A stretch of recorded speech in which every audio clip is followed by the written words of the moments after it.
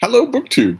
This has been a bit of a melancholy day, and so I'm resorting to a live stream, a Steve Stream Ninja stream, even though that too is a melancholy process. Since the last time I had a Steve stream, nobody showed up to my party. It had apparently been private the whole time, and I needed to make it public. So I was just talking to myself the whole time. I'm hoping that's not true now. I'm hoping that I'm getting the hang of this. But that isn't. Yes, I. It's my party, and I'll cry if I want to. But it isn't just that. It isn't just the medium. It's also the day, because in the midst of a surprisingly busy day, I am a lonely old shut-in. I usually don't have busy days of any kind, but in the midst of a busy day, I went to Barnes and Noble at the Prudential Center in Boston, which is closing in June. It's already almost June. It's 10 days away to June. And I thought, if you don't pay attention to this, I have a wonky relationship with time, even at the best of times. True, that relationship goes right out the window at the end of the year. But even at the best of times, I have, well, it wouldn't be a Steve stream without a siren, now would it? Let's see how loud it gets. So I don't have to scream over it. Oh, now we're playing games. We're doing a little hip hop rhythm. That's great.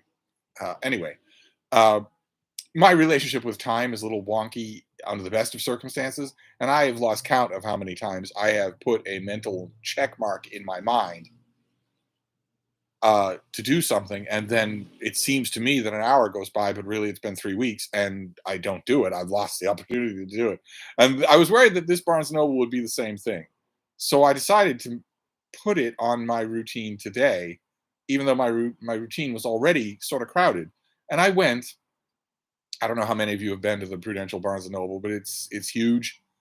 It sprawls from one end of the mall to the other. It's all state of the art, huge floor to ceiling windows, really interesting design that sort of curves like a scimitar, and it was completely empty, just completely empty in the middle of the day, in the middle of a shopping mall, in the middle of Boston, with all of the stock discounted because the store is going out of business, and there was nobody there, nobody at all. I There was one person at the registers, and they were never overwhelmed. I never had to call for help. Not that any help would have been there. There's a skeleton crew of a staff, and I thought, well, I've known all along that this is coming, and it makes sense. It's a hedge fund that bought Barnes and Noble. They're not known for the milk of human kindness, and also the store has been failing for a long time. It's been a long time since it did any kind of you know visible business. Corporate accounts can float you for a while. Tapping into the till from the corporate from the mother company can float you for a while, but you need a steady stream of customers, and this store hasn't had them in 10 years. Uh, but I kind of thought that I was ready for it, but I was not. I was not. It hit me like a freight train when I was there. Um, and I recovered. Of course, you have to recover yourself. You uh, you can't just wallow. If you take a dent, you have to buff it out yourself. So I did. I took efforts to make myself feel better, and I thought I got a lot of work done when I got back here. And I thought another way to make yourself feel better, as I've heard people say, is to do a live stream, a correct one this time, not a private one. I've heard that from recently from two different people. One has a booktube channel so small that you couldn't find it on a map. But they attested to the fact that when they do a live stream, they feel really good. They feel much better. What's the matter, baby? Down, baby. And the other person is a YouTuber who makes a very good living from his job, from being a YouTuber. He has an enormous channel, and he also says the same thing. Even though the two live streaming experiences are radically different. The little booktuber, I think the last live stream they had 10 people, and the YouTuber has so many people in a live stream that he actually pays someone to monitor it, just to monitor the super chats, which are sort of highlighted comments that you have to pay to get the highlighting on. And since you're paying money, it's just kind of assumed that your chat will not be ignored, but the rest of the chat is flying by. there's actually a function that you can impose on your YouTube so that you only see the super chats or you see them in a separate window. And if you're a channel this that size, you're going to be hard pressed just to keep up with those, let alone all the rest of. There's no way that you can keep up with the rest of the chat. And they both said the same thing, even though they have radically different uh, live stream experiences. They both said that it makes you feel better, and it's made me feel better every time I've done it, except for the one time that I had a party and no one came. And I thought the theme of this live stream, because I always try to remember that most people that watch my channel are not seeing the live stream when it's live. They're watching it just as a video. And so I thought I always try to keep a theme involved. And fortunately, a theme has presented itself. I was going to make a video, but then I sort of ran out of video making time today and needed to do other things.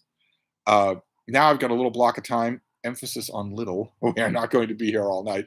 I've got a little block of time, and the prompt, the form to give this live stream is already ready at hand.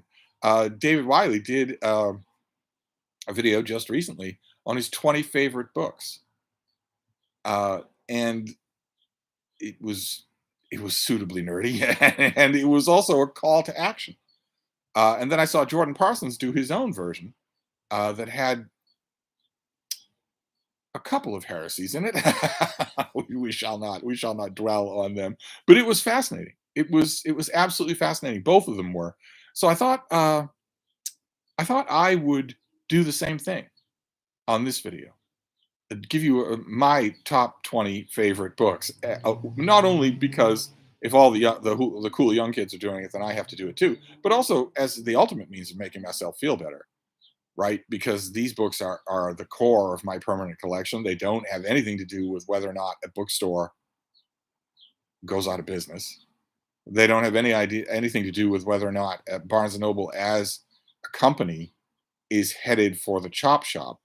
They have been the staff and sustenance of my reading life for a very, very, very long time, all over the world. Uh, Most of these have been traveling companions, if not the exact edition, then certainly the title have been traveling companions of mine over lots and lots of ground, lots and lots of water. So I thought I would do my top 20 with a few disclaimers ahead of time. Disclaimer number one: in Jordan Parsons' video, if I remember, I always forget with live streams to put in links. But if in Jordan Parsons' video, he mentions that unlike David Wiley, he is going to exclude plays and he's going to exclude omnibus editions, collections of any kind. He says that rules out Montaigne for him, and also Shakespeare, and also the Bible. And I'm not going to do that for my top 20. If it's a book, it's a book. I also want to add a little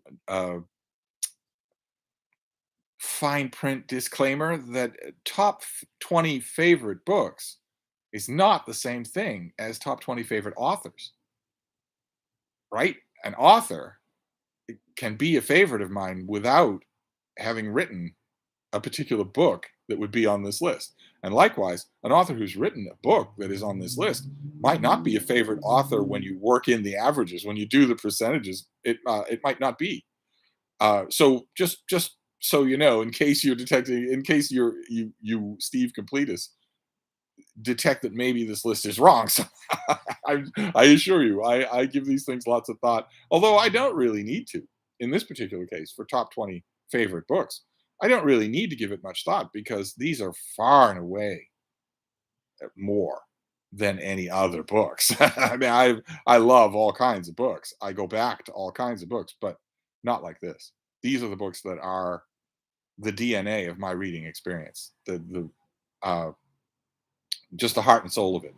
So I thought I'd go through them. One last disclaimer is that since I'm not a mouth breathing, basement dwelling incel, I'm not going to rank these things all 20, right? Number one is number one, and you all know what number one is already, but I'm not going to rank any of the others. The others are not in any particular ranking order.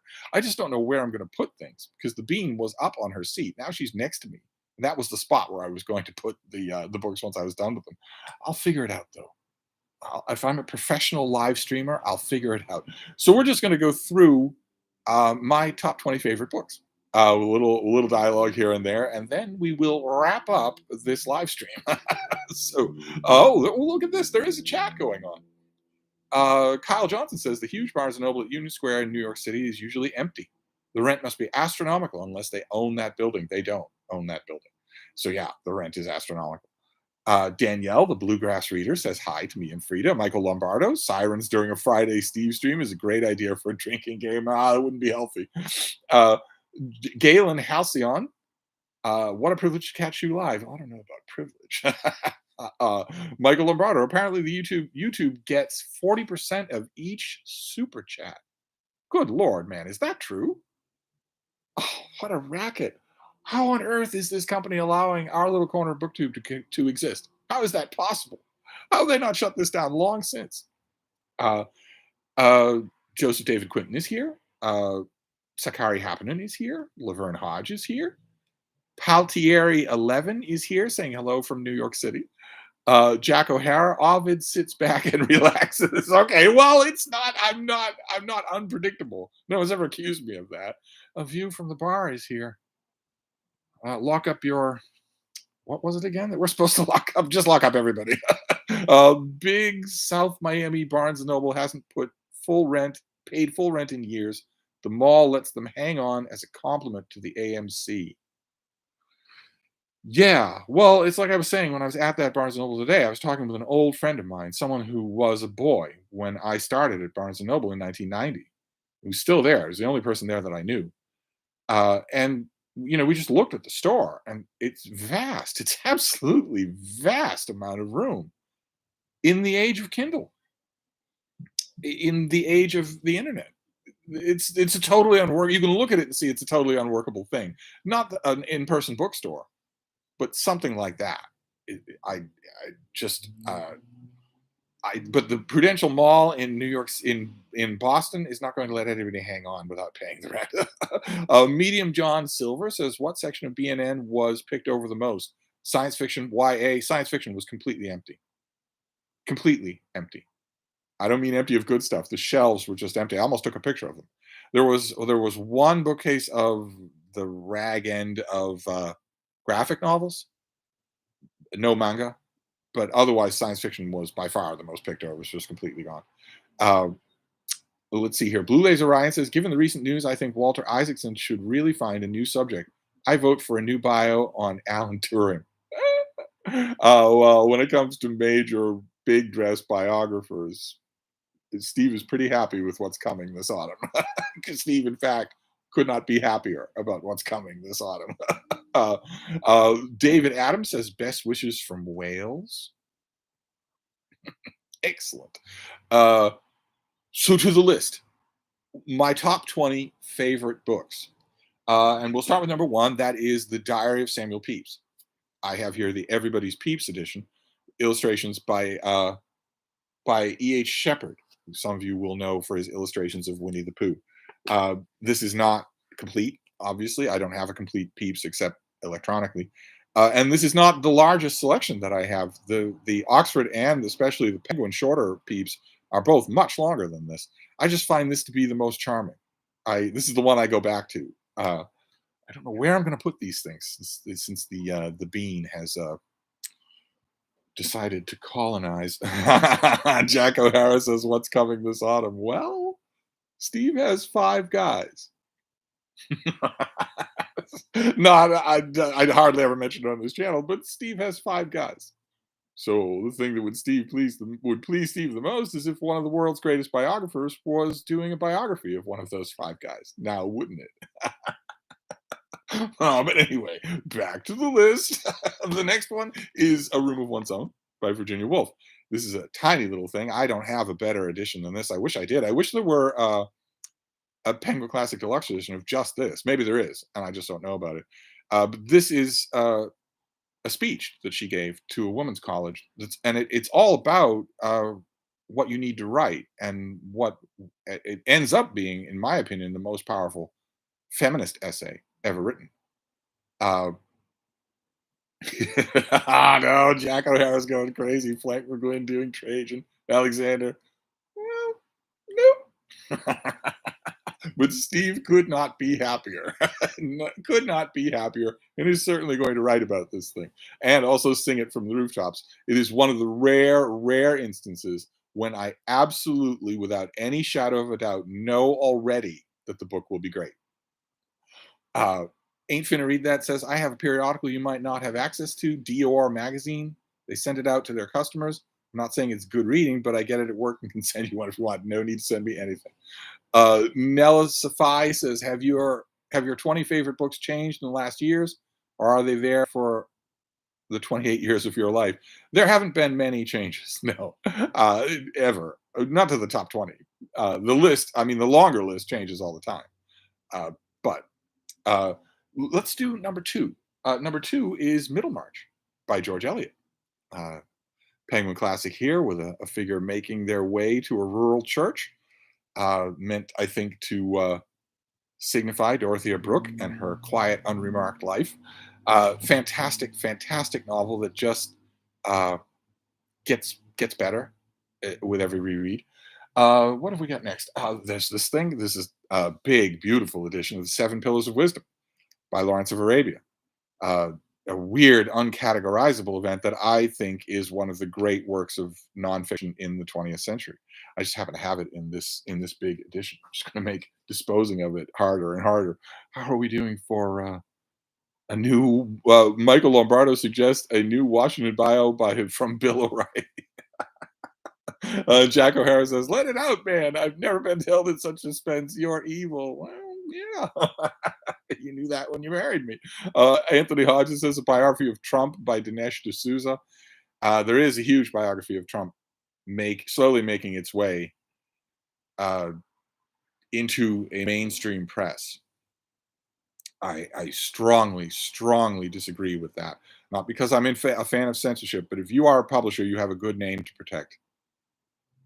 And no mainstream publisher with a good name to protect should take on board a $40 800-page biography of the worst traitor in American history, the only person ever to organize, orchestrate, and lead on a violent insurrection to overthrow the government and install themselves as a dictator. Not Benedict Arnold, not Richard Nixon. No one ever thought to do such a thing until Donald Trump. So a big, coffee table worthy 800-page biography that's going to have all of the biddable lapdogs of the critical press stroking their chins and saying, "Oh, perhaps it's time to assess." Anyway, let's just move on. Let's just move on. Uh, let's see what else have we got. Let's do another one here. Oh, okay. Uh, Another one in my top 20 list: Orlando Furioso by Ariosto. Very long. This is actually one book. This is just, you have to break it up into two because it's so huge. Don't be fooled by the one volume. For instance, the one volume edition that was done by was it Jonathan Galassi? Did a one volume abridgment of Orlando Furioso. When you read this book, you will not. I think Jordan Parsons also held this up. When you read this book, and you will not, because obviously it's a 2,000 word Italian Renaissance poem. But when you read it, if you ever read it, I don't believe you'll be more than 100 pages in when you step back, realize that there have been one volume abridgments of this, and fly into a violent rage. If ever there was a book that should never be abridged because you just want more of it, if ever there was a book that is just a rivulet trickling over rocks, it's just fantastic. It's fantastic in every way. It has shop worn but fairly lovely imagery. It's by no means great Italian poetry. I don't think Ariosto was capable of that, but it's so inventive and so much fun. I know you don't believe that when you're looking at this, but it is so much fun. So that's another one. Then we'll move on. We're going to keep with this list. This is not going to be a forever stream. Next one is the Odes of Horus. The Roman poet Horace. A lot of you who are new to the channel might think he would be number one, but he's not. But these are indispensable. This happens to be an English language translation. I don't even know who did this. James Michie did this, who was most famous for his translation of Catullus, I think. Uh, when I traveled with this with a little uh, collected volume of Horace. It wasn't English, but they're really good. No English language translation of him that I've ever read actually captures everything, but quite a few capture quite a bit. While we're on the subject, we can stick with the Romans and do Livy. This is the war with Hannibal. This is the Aubrey de Selincourt translation of just a few of the books that survive from Livy's enormous history of Rome. This is about the Second Punic War, and it is a terrific volume. I'm only holding it up though because it came to hand, and because shamefully there is no huge Penguin classic of the whole of what survives from Livy, with a great introduction and great notes. There is no such thing.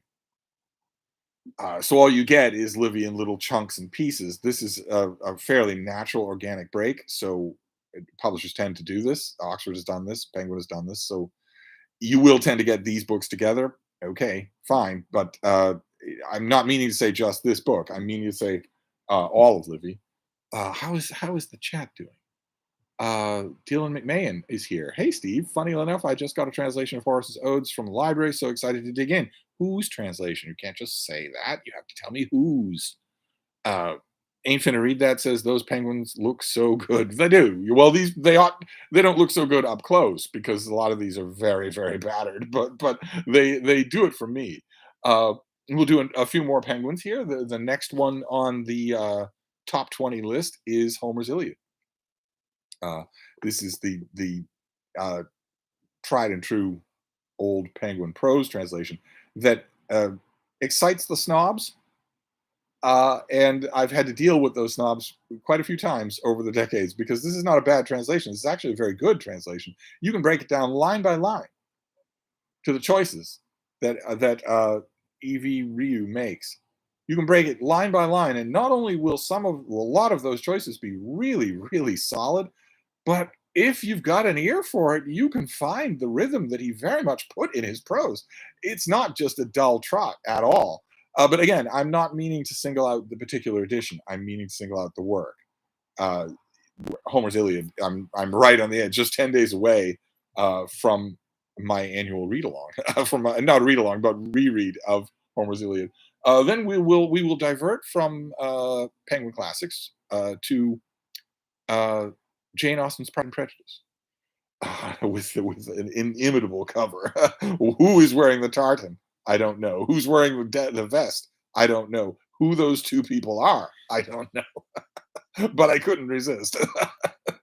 And I think this is just a stock romance cover. I'm pretty sure that you could put this on anything. You could put this on the Brothers Karamazov if you wanted to.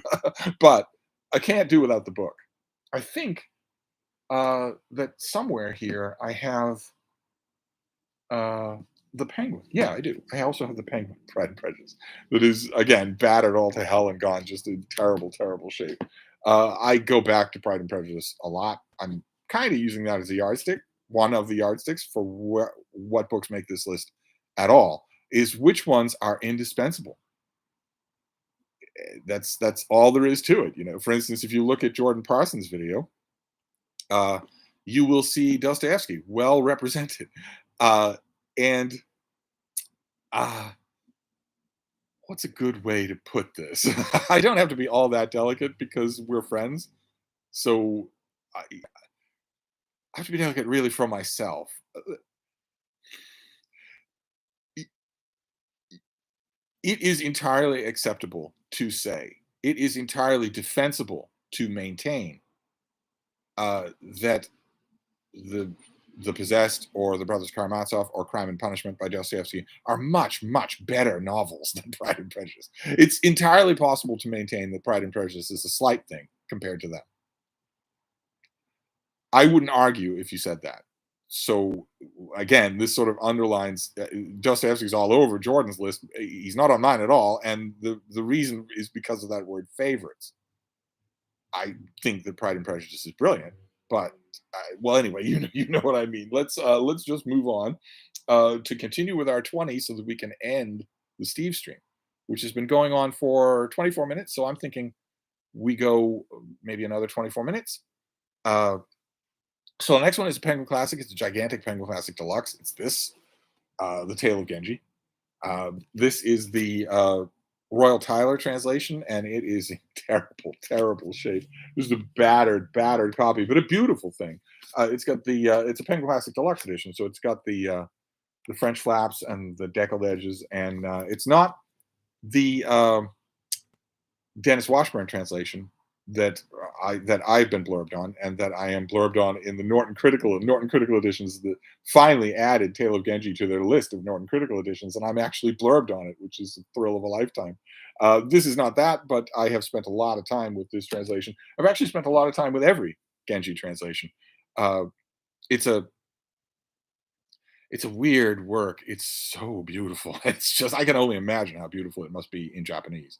It is so beautiful in English, and yet it is ready. It's asking you on every page to cancel it in the blue check mark 21st century. It's asking you to be canceled by the blue check mark 21st century. Everything about it, everything that it venerates, everything that it talks about, everything that it makes beautiful is horrible in current year politics. I just when I remind myself, I try not to think about that, but when I remind myself of that, I just have to hope that mostly a book like this falls only into the hands of adults, functioning adults. The censorious blue checkmark Puritans on Twitter are never going to approach a book like this, right? They don't approach books at all. They've read the online summaries for how to be an anti-racist, but other than that, they don't read at all. But look at this thing, good lord, 1,000-year-old, 1,000-page Japanese epic. No, they're not going to touch it. So hopefully, it will be safe from them. Uh, Gina Stan, your book says that Pride and Prejudice cover looks like it would qualify for Garb August. Well, but not the book. Fit to be read. Michael is here. Sorry I'm late. Pikesville Water Polo Club ended late tonight. Not Pikesville. Oh no. I can't imagine the appeal of water polo. I really can't. Or actually the appeal of lane swimming. When I was in Iowa for years and years and years and years, decades, I swam every day for a good hour. There's no better workout. But I did it in a very leisurely way. I couldn't imagine water polo. I mean, it's so strenuous. Why would you do, I guess you do it for the workout. But uh Nalisify says, would you like to do top 20 for nonfiction? Well, this list covers everything. Uh, right. Livy is nonfiction. This list covers everything. I wouldn't do a list just for nonfiction. Uh, let's see here. Vil Steph says no adults on Twitter for sure. There are very few. I'm on Twitter, and there are other adults on Twitter, but oh boy, sometimes it can be. Most of the time, it can be.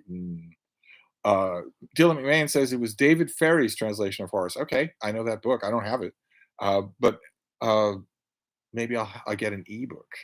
But anyway, let's move on with the top 20. So Stevestream doesn't last forever. This is going to be a video that people are going to watch who aren't in the live stream. The next one would be this. This featured prominently on David Wiley's top 20 and provoked him to reverential silence. Reverential silence is not any danger that you ever have to fear from me. This is Lord of the Rings. Again, this is a lovely edition. It's got the French flaps. It's one of the rare instances where a movie edition is actually well made, well done. There are other movie editions that aren't so well made, but I really like this one. I grab it whenever I find it for $1. And again, we're talking favorites. Although I think Lord of the Rings has more literary quality than it's usually given credit, or at least by snobby readers. When we're talking favorites, I go back to it all the time. In fact, uh, the prospect came up on, I think it was Jordan Parsons' video, that it might be time for another Lord of the Rings read along. It's a chopper, man. It's a hog. Yeah, that's great. And I automatically loved that idea. What I would ideally like is a read along of Lord of the Rings in which we do Fellowship in June, Two Towers in July, and Return of the King in August. I would like it to have multiple person live stream conversations, and of course, I would like it to have 9 hosts. Who would those 9 be? Mhm. Seeking Stories. I thought immediately, no bigger Tolkien fan anywhere on BookTube, but does he have the time? David Wiley himself, Jordan Parsons. Draft them right away. But who else? Who would be our 9 readers for our read along? I've already done a read along of Lord of the Rings, but I'd happily do another one. It's got more than enough uh, stuff in it to warrant. It's just who would those people be? See, Michael at Fit to Be Read says he'll get his elf ears out, but does he have the time?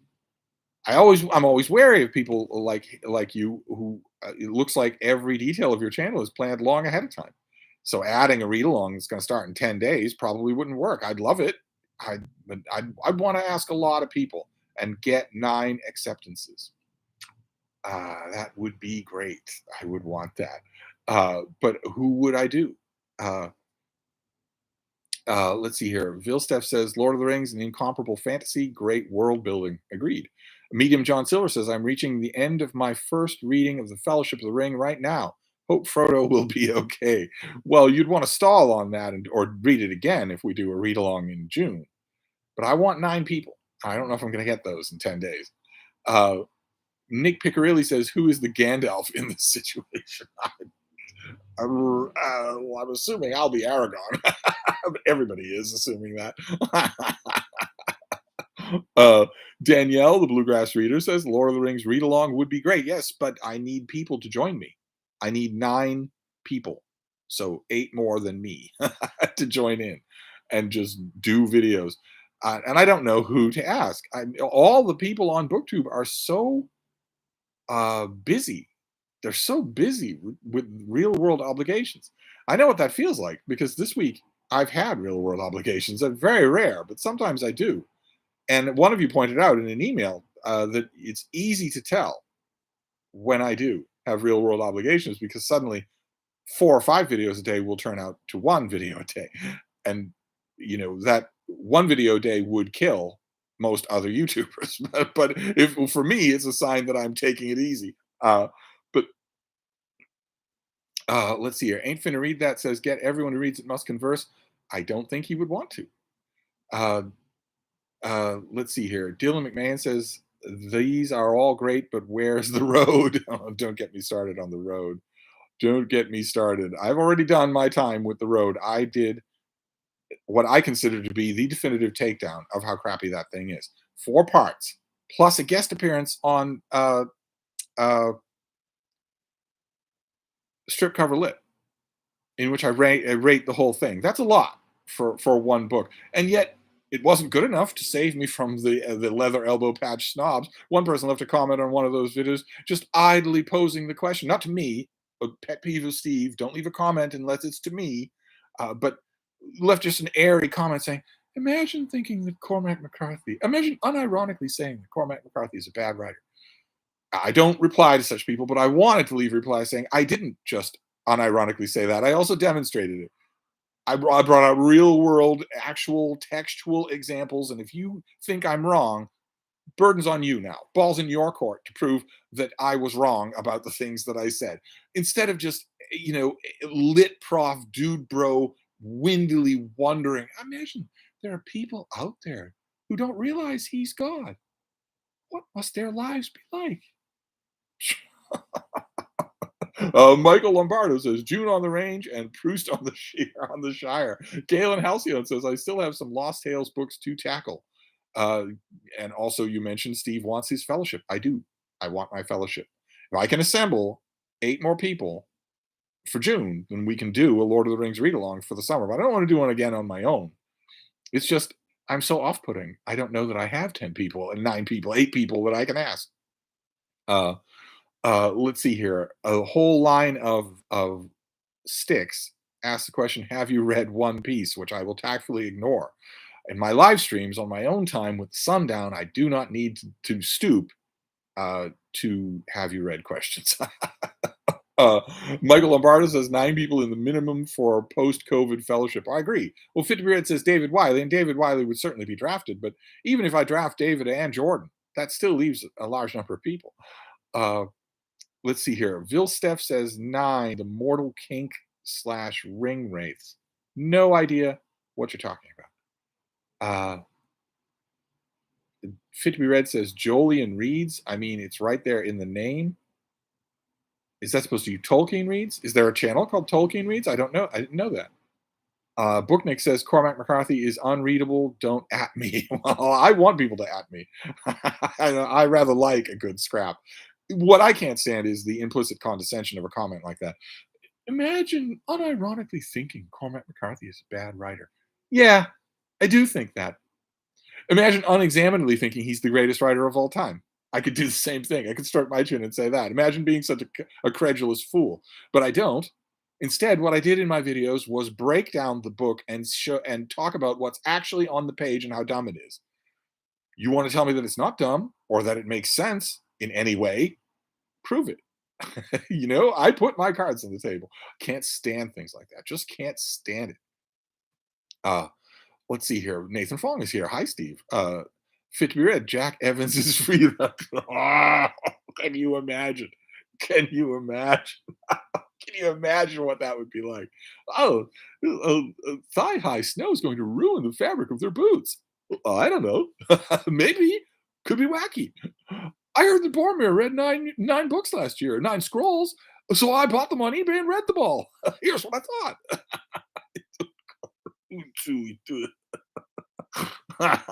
Dylan McMahon, may the man and the boy where we read the road. I'm getting some typos in the chat tonight that is making it hard for me to understand. You people are hard enough for me to understand as it is, but typos are making it virtually impossible. I may the man and the boy where we read the road. Yeah. Don Trell 3030 says, I don't need to imagine it. I do think it. Yeah, well, I wanted to say that, but you're never going to get through to people like that.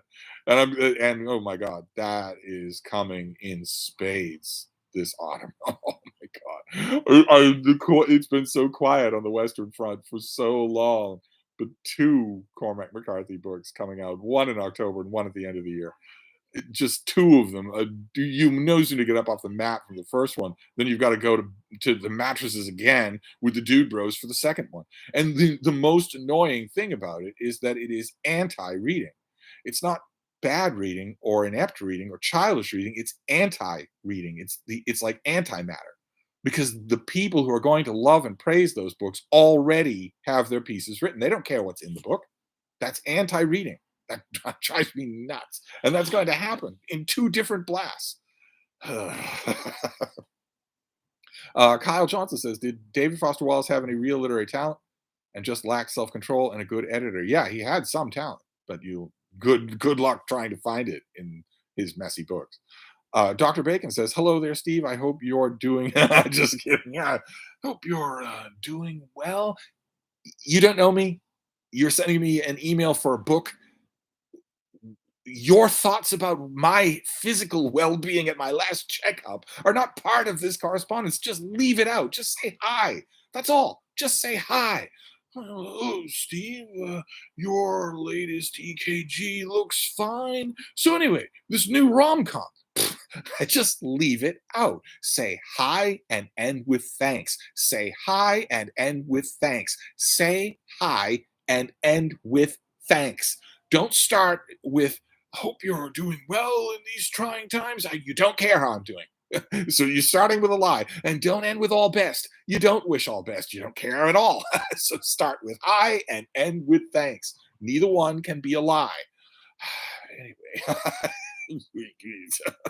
Paul Thierry 11 says, Son of the Morning Star is a great Western. We would have to define what a Western is. I will be doing that for June on the Range. I will be extensively defining Westerns for June on the Range. Vilstef says, only 9 I can think of in Lord of the Rings are Mortal Kings and Ring Wraiths. Booknick says, I liked Broom of the System. Well, I ain't finna read that. Says, I like DFW, but I've only read his Oblivion short stories. Also, not saying I understood it. I have a little David Foster Wallace subreddit going on here in the chat. Not pleasing to Steve. Michael Lombardo says, the Bookish Bryant showed off a new LOTR box set, gave her away from Belgariad, get her away from Belgariad Apocalypse. Well, their plate is already full. It's my problem with a lot of booktubers is that their plates are already full. And the natural thing to do, in my mind, when I think about this sort of thing, a potential read along that doesn't have much time to get off the ground, would be to go to newer booktubers with really small channels who would really like the boost that would inevitably come from teaming up with a bigger channel. The problem is, the one thing you don't know about newer booktubers like that is whether or not they stick with it, whether or not they'll do what they say, whether or not they've got a system down, or if whole thing is just a whim, right? For instance, if I wanted to do a read along and I wanted to be absolutely sure of the people in it, I would pick the people who do this, who don't just dabble, but do it. Michael K. Vaughan, Criminali, Peg at the History Shelf. The people who, I don't have to worry that they're gonna strap on a camera and get to work. Whereas with newer channels who would benefit from the exposure, there's no way to do that. There's no way to know that they won't just crap out on me. Uh, Mr. Putler Gollum says, do the same thing, ripping apart with Blood Meridian. Well, can you imagine unironically thinking Blood Meridian is a bad book? Reading something lately says, currently reading Praise of Folly, Penguin Classic Edition. Where should I go next? Erasmus. Are you sticking with Erasmus? You could try a good annotated edition of the Familiar Colloquies. That won't lead you astray. Or the Enchiridion. The Handbook of a Christian Prince is stiff but pretty interesting. Again, the annotations will mean all the difference. They will change everything. There was a book a long time ago, for instance, called The Erasmus Reader. If you can find a copy of that, you'll have a pretty good idea where you want to go next. Dr. Bacon says, best wishes, best regards, warm regards, all best. No, none of that. None of it. All of that is lying. Just say hi and end with thanks. That's it. That's it. If a relationship develops from there, then fine. Add all that stuff and mean it.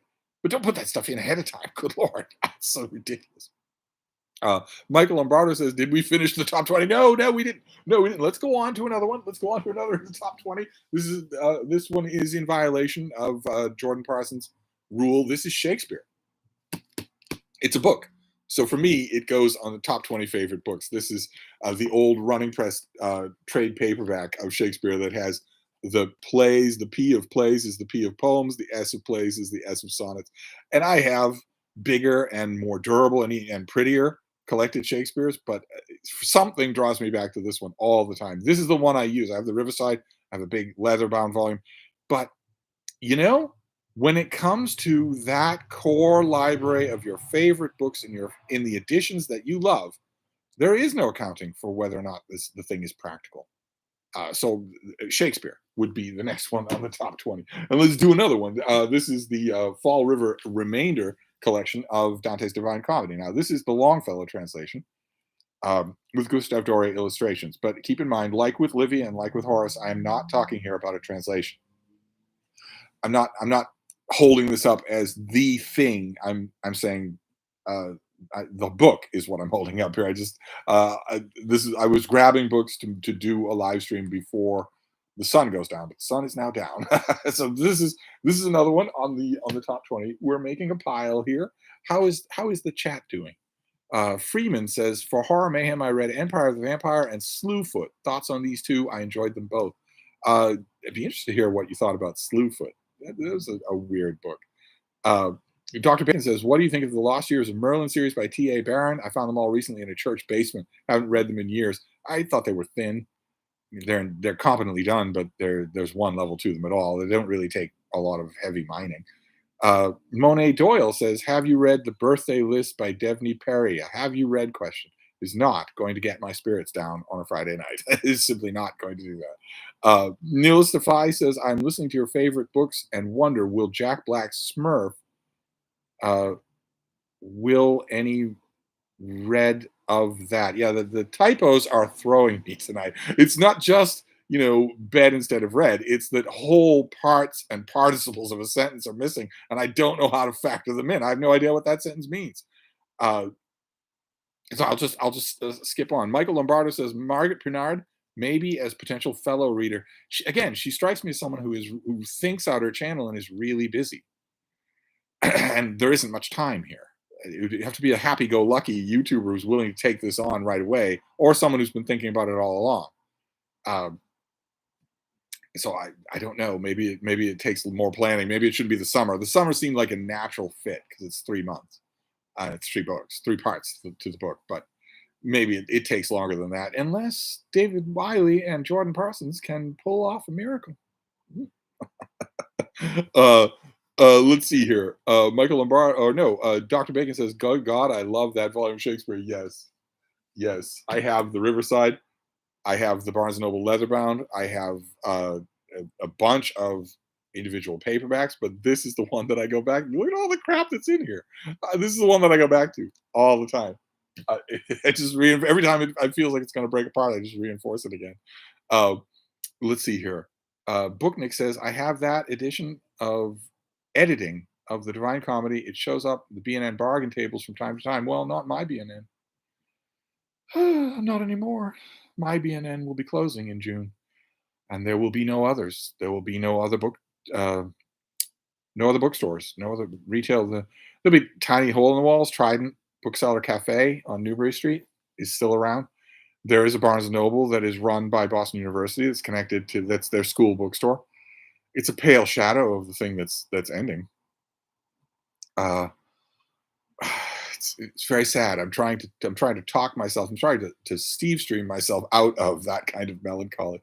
Uh, let's see here. Dr. Bacon says 7 days in May read along has been a great way to cope lately. A great reading experience. It has been really enjoyable. I've been getting lots and lots of good emails from people who are tackling the book and really enjoying it. They know that it's not Tolstoy, but they are really enjoying it. And the point that a lot of them have been making that I want to stress, I'll be stressing it this weekend, um, is that the second half of the 20th century is full of books like this that were popular successes, much talked about, much reviewed, and are now completely gone. No one remembers them at all.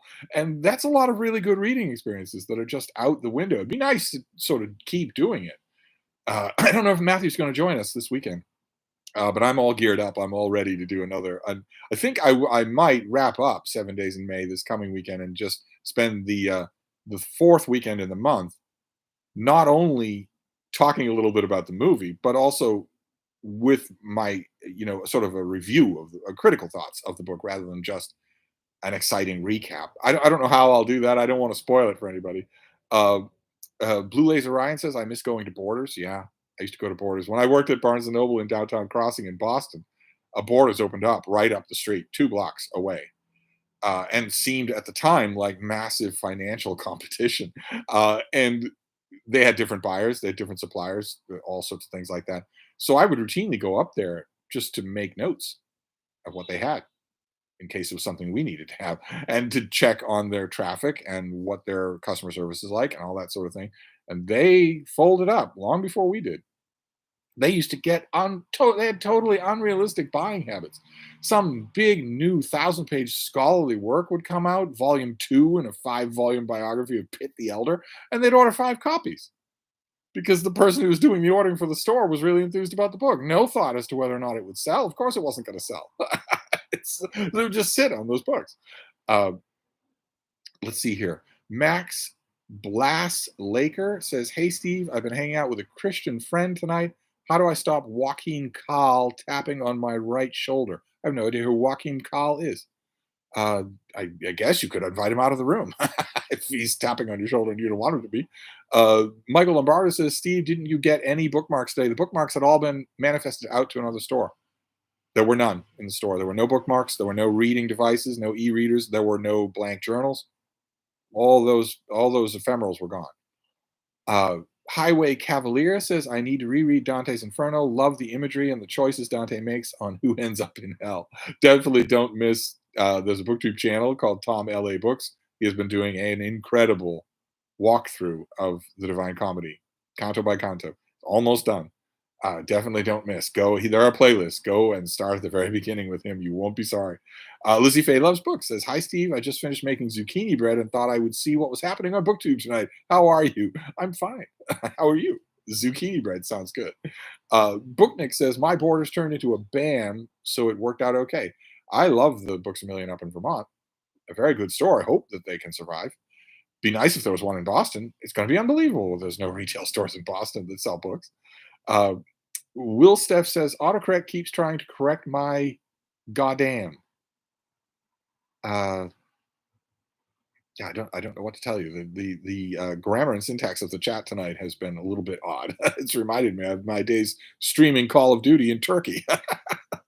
Dr. Bacon says, I recently found a Borders Classic edition of Oliver Twist at a library sale. Had to grab it just out of nostalgia for the store. Well, out of nostalgia, and also some of those Border Classic paperbacks were pretty.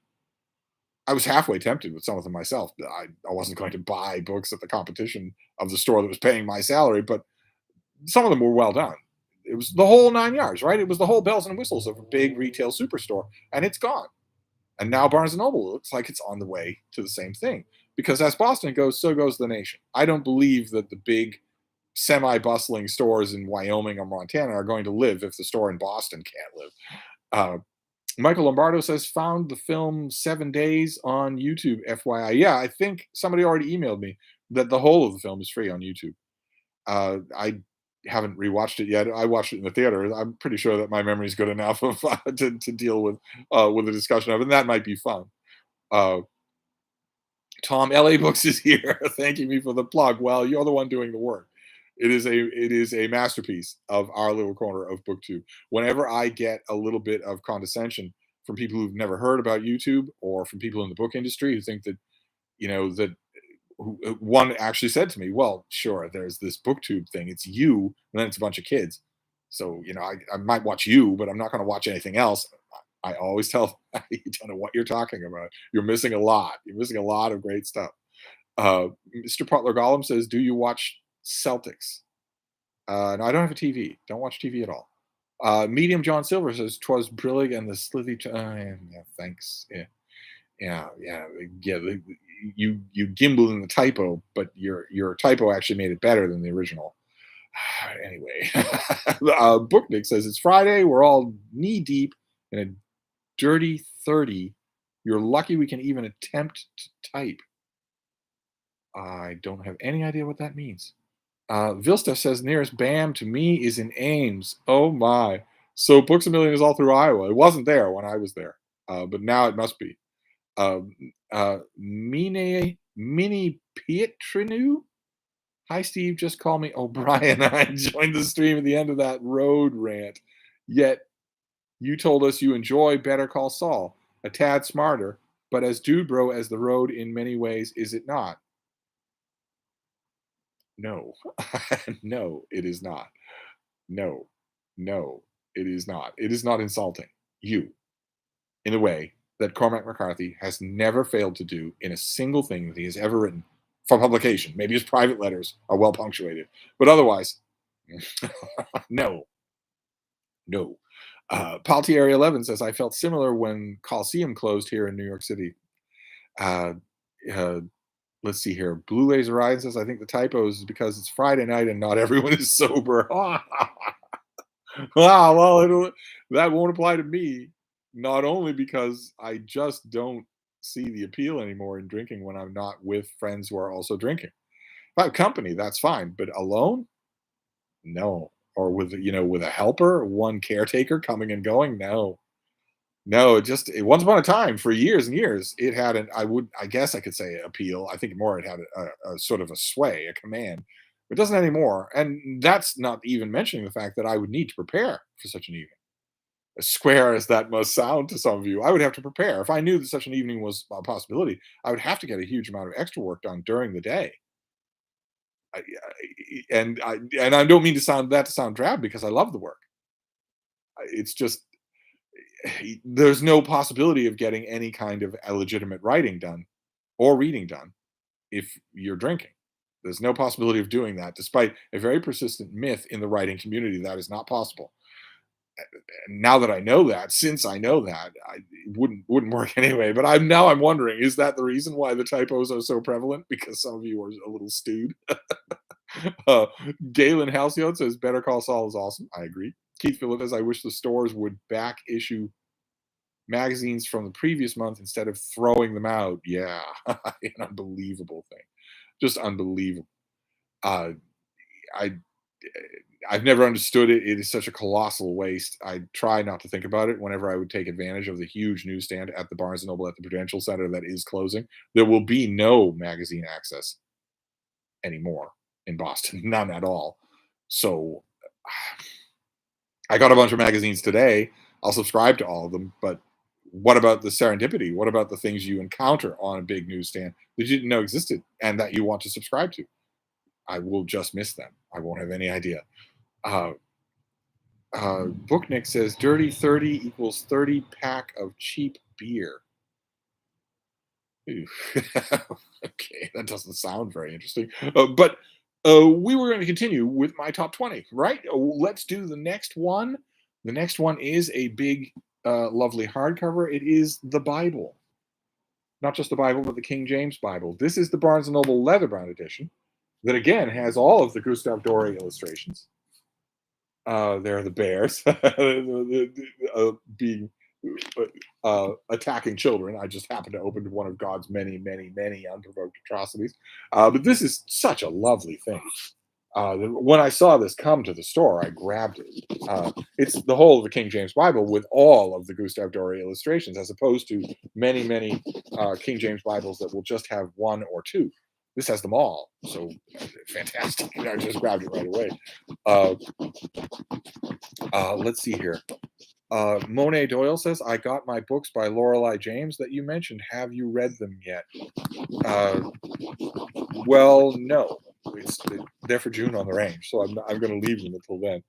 Michael Lombardo says, I think Friday streams are ideal for esteemed movie reviews. Well, I don't have much in the way of movies to talk about.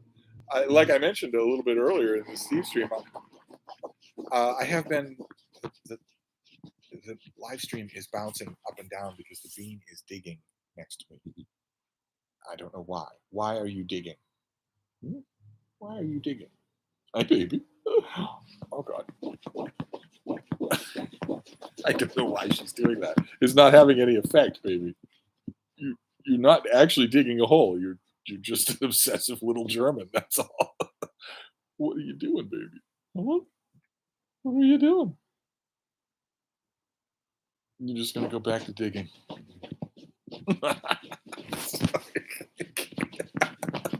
I guess you'll have to deal with the bouncing. I'm not going to tell her to stop. What was I saying? Oh, right. Movie reviews, yeah, are not really going to happen. Although I will do. I kind of mean to do this either this weekend or next week. I kind of mean to catch up on all of my screeners. I have a lot of electronic screeners of upcoming movies and shows that I haven't really paid any attention to, and I don't mean to do that. I mean to get to them somehow and see, especially since two of them are Shark Attack movies that were sent to me specifically. Bean, what are you doing? You're thrashing around. You're disturbing my live stream, baby. I just haven't done it yet. But Dr. Bacon says, gorgeous Bible. Oh my. I have the Norton Critical Edition with your blurb on the back of the New Testament. Yes. Yes. I almost grabbed that, but this one is just so lovely. I don't know. I mean, look at that intaglio there. Just fantastic. Absolutely beautiful thing. With end papers like that and the Doré illustrations all throughout. Okay, there's the death of Jezebel. I keep turning to atrocities in the Old Testament. That's accidental, I promise. I have lots of Bibles in the little book room. Lots of them, probably more. Bean, what are you doing? What are you doing? Your fans want to know, why are you thrashing around? Oh, now she's decided to settle down. I have a lot of Old Testaments, New Testaments, whole Bibles in there, many different editions, many different kinds. I just grabbed this one. But we're doing, for those of you joining us, we're doing my top 20 books in reference to David Wiley and Jordan Parsons, who both did videos like this. And I'm kind of hoping other people do them too. That would be great. Let's see here. Oh, I'm missing the chat here. Oh God, it's flying by. How many people are here? 80 people? 78 people are here? Dr. Bacon says digging at top 20 coping method. Well, I don't know what the bean would have to cope with. Every need is met. Every single want or thought is solicitously jumped for. I don't know what she would bother with. Uh, Paltieri 11 says, Steve, what's your take on reading magazines? TLS on your iPad, Kindle? No, I don't read magazines on an iPad. I, and they're made for it. I just don't do it. I don't know why. Instead, they just pile up here. They're the only thing that does. The books are getting more and more under control. I do a Brattle Hall. A lot of that stuff goes right out in the mail to people who raise their hands for it. But magazines just pile up. I have to pull them apart, pull out stuff that I really want. But I ought to get electronic subscriptions. I really should. I just haven't done it. Uh, but anyway, let's move on. We're getting to the top. We've got a lot of books that we've done already, and I've got to wrap this up at, let's say, 9. We'll call it at 9. So we'll just finish up here. Another one in the top 20, of course, is Herodotus. This is again the translator is Aubrey de Selincourt. Again, when I have gone back to this over and over again, it was not English, but so again, I'm holding up a particular edition, but I'm not saying these particular editions are. It's the books in the Platonic sense that are my favorites. Just think of it that way. I just grabbed this because I was in the little book room looking for these things. But I can't imagine. Uh, I mean, these are the indispensable reading things in my reading life, and Herodotus I can't do without. I really wish that I mean, as one of you mentioned that I am blurbed on the Norton Critical New Testament. I'm also blurbed on the Norton Critical Tale of Genji, and I'm blurbed on the Michael Katz translation of Crime and Punishment. I'm blurbed on the new translation of The Art of War, and those are fantastic feelings. Those books, I know them. I've been around them a long time. They're fantastic feelings. But to be blurbed on an actual Penguin classic, I have come so close over the years, but I don't think that's ever happened. But anyway, talking of Penguin classics, we move on to the next one, which is this Black Lamb and Gray Falcon by Rebecca West. This huge volume with an introduction by Christopher Hitchens. This is the Penguin Classic, the first Penguin Classic Black Spine edition. They did one of those lime green editions forever and ever and ever, and a pink edition before that. And it's huge. It and Seven Pillars of Wisdom are really, really co-joined on this list. This started out on paper and in pitches to friends and to potential agents or potential publishers as a travel log. But it ends up being so much more than that. Obviously, it ends up being so much more than that. One of the most bravura, sustained prose performances that I know of, and something that I go back to all the time. Definitely on the favorites list. Uh, let's see, where what? Oh, I have another. I brought another Bible out here. I grabbed another Bible as well, which is the Penguin Classic. This is the King James Bible, and it is really, really good. The notes in this, of course, the Barnes and Noble Leatherbound edition has no notes of any kind. This has lots. Uh, let's see, how can we find a batch of them?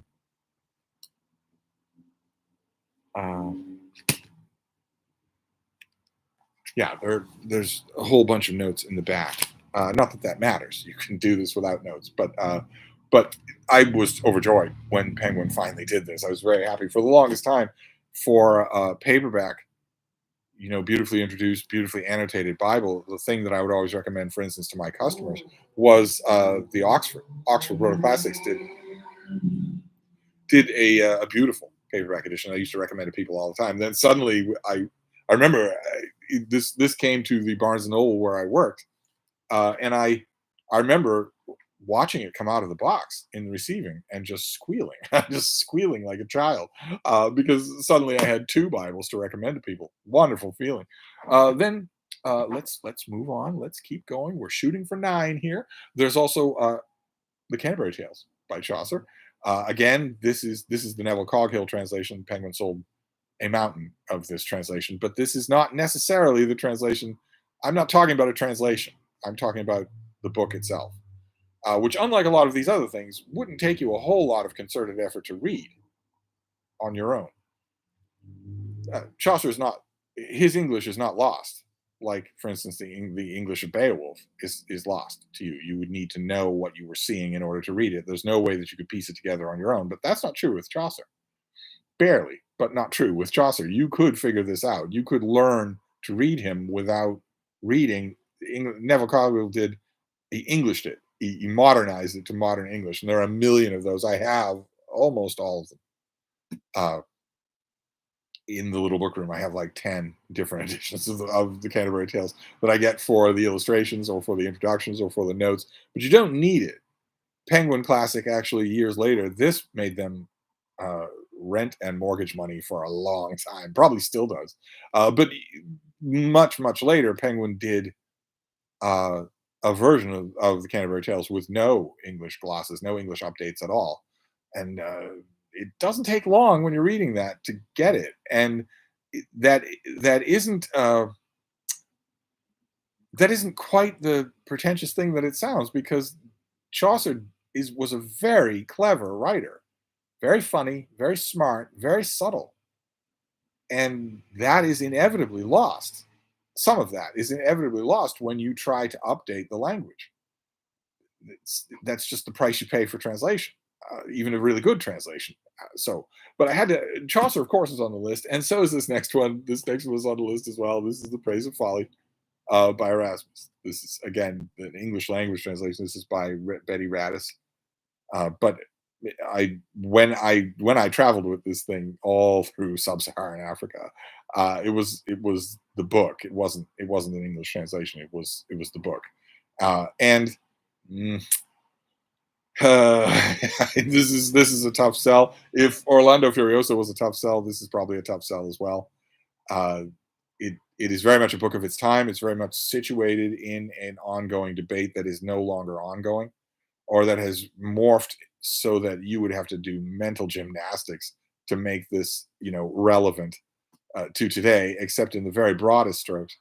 And unfortunately, this is a very spirited translation, but maybe it's because I love this book so much. Maybe because I love this author so much. I think this author has been mostly misserved by translators, consciously or otherwise, who don't seem to get his range. So they never produce his voice. And with Erasmus, the voice was everything. And I've never seen it done. Maybe it's just that it can't be done for me.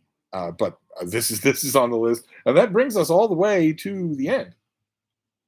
That brings us to number one, which is the only book on this list that is actually graded at its number. This is my favorite book, and you all know this ahead of time. This is Ovid's Metamorphoses. Uh, this is a Penguin classic. This translation is by David Rayburn. This is with a Bernini sculpture there that is a woman turning into a tree because she is being pursued by an insatiable god. Uh, the Penguin Classic, this edition is lovely, and it has a great introduction and great notes. It wasn't anything like the edition that I traveled around with or that I've read, but I've read every English language translation of the Metamorphoses, and I think they all have their strengths and weaknesses. They're all worthwhile in one way or another. They're all worthwhile, uh, and I love the book. Of course, it was one of my earliest loves, and its spell was the strongest. So it is.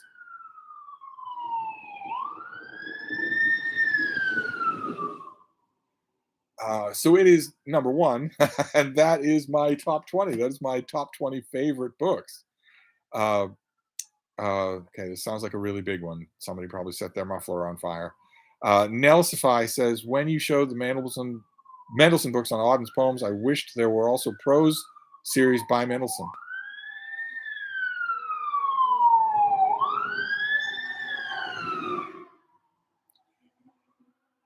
And it already exists. Thank you, Princeton. Thank you, Steve. Yeah, there's a whole shelf full that already exists. Uh, Real Stuff says, when Steve says penguin, take a drink. Well, you won't be able to hear me. Rena is reading says, I knew Erasmus was going to be on this list. My Steve bingo is complete. Michael Lombardo says, Vilsteph, I don't have that much alcohol. Right. Hi, Jayara says, miss you, Steve. I've been so busy building a fence in this already summer heat, so I haven't tuned in lately. Just popping in to show some love for you and the bean. Oh, aren't you sweet? Vilsteph says, Michael Lombardo. Oh, wait. You're talking with each other. Yeah, there was a moped. There's also if two sirens, fire engines, police, Interpol.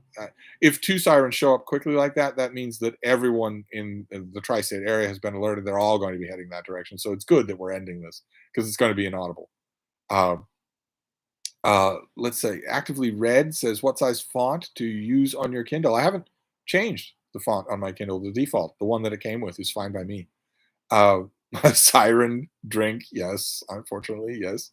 Uh, let's see here. I'm slaughtering your name, Mini Pietrino.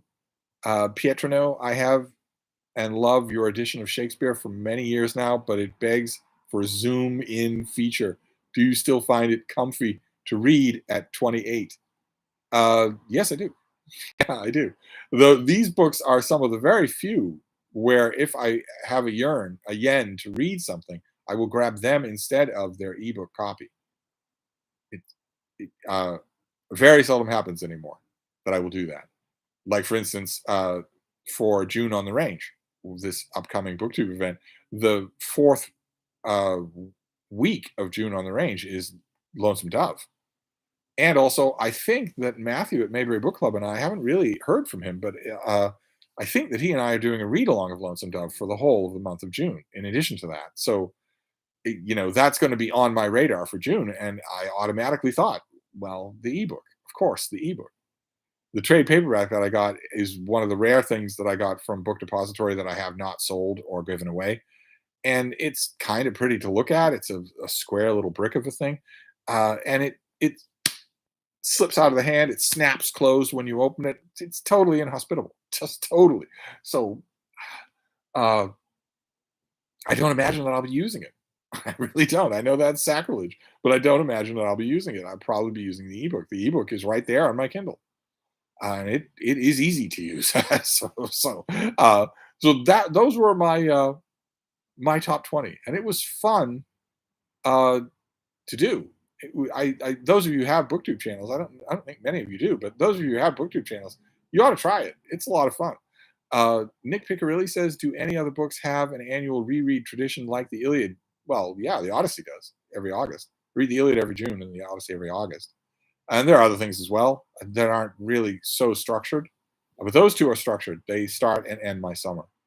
Uh, Actively Read says, when you get physical review copies, do you read those or do you also get them in ebook form as well and read the ebooks? It depends on the publisher. If the publisher will send me an e-copy of the book, no rabbits out of your hats, no strings attached, no NetGalley widgets, no watermarks, no nothing like that. If you send me an e-copy of the book, then I will guaranteed I will read it. I'll probably read it that day. But if you pull all sorts of proprietary crapola, then if you make it difficult, or if you insist that I go through NetGalley so that I don't get time to ruminate with the book because it vanishes at a certain point, no, then I'm going to read the book, the print copy that I'm sent in the mail. Vilsef says, what are some of the June on the Range that Steve will on the Range will Steve read? Well, I mentioned I did a video. I did a TBR for June on the announcement video for June on the Range. I'm going to read a bunch of Louis Moore for the first week. I'm already starting on some of that. I'm going to read Lonesome Dove again. Never need much nudge to do that. But then there are a whole bunch. There are Western themed romances. There are Western authors who were incredibly prolific that I have not read or read only a tiny bit of. I found a few of those. I'll in paperback. I'll certainly read those. Michael Lombardo says, Steve, I acquired the Riverside Shakespeare second edition for $2. Good Lord. Well, it's a steal. I have sometimes at the Brattle or even elsewhere found it for very cheap.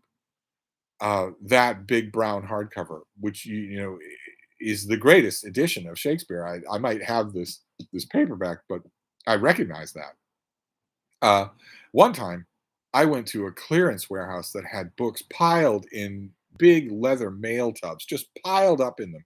So you had to literally dig to see what was in them. And I walked up to one of those tubs, and on the top of the pile, just sitting there, was a brand new second edition Riverside Shakespeare. And they were $5 for $1. That was 20 cents. So it does happen. But I don't know. What would the read along that you're talking about be? An epic Shakespeare read along? Oh, wouldn't that be something? Thing is, I'm a booktuber and I like the ethos of booktube. I don't want to do all this stuff alone. And The minute I say that, the minute I open the idea to, well, I shouldn't do this alone, I should do this with other people, I run into a world of problems because everybody else has stuff to do. They're all committed elsewhere, or maybe unreliable, or you name it. And that so I'm caught between the two of them. I don't want to do a lot of these things by myself anymore. I want all sorts of fellow participants, and it's really hard to arrange. Uh, Laverne Hodge says, "Read Lonesome Dove when you did read along and enjoyed it so much." Yes, always a joy for me to go back to it. Blue Razor Ryan says, "Any future top 20s, specific genres? This was fun." Well, I was mainly aping my fellow 20 somethings. If they were to do another top 20, I would probably do the same. But anyway, it's 9. So this Steve stream has to come to an end. We had a good, healthy group of people, well over 70 for most of the length of it, which is neat. And it also appears that I did not make the mistake of making this private like my last one.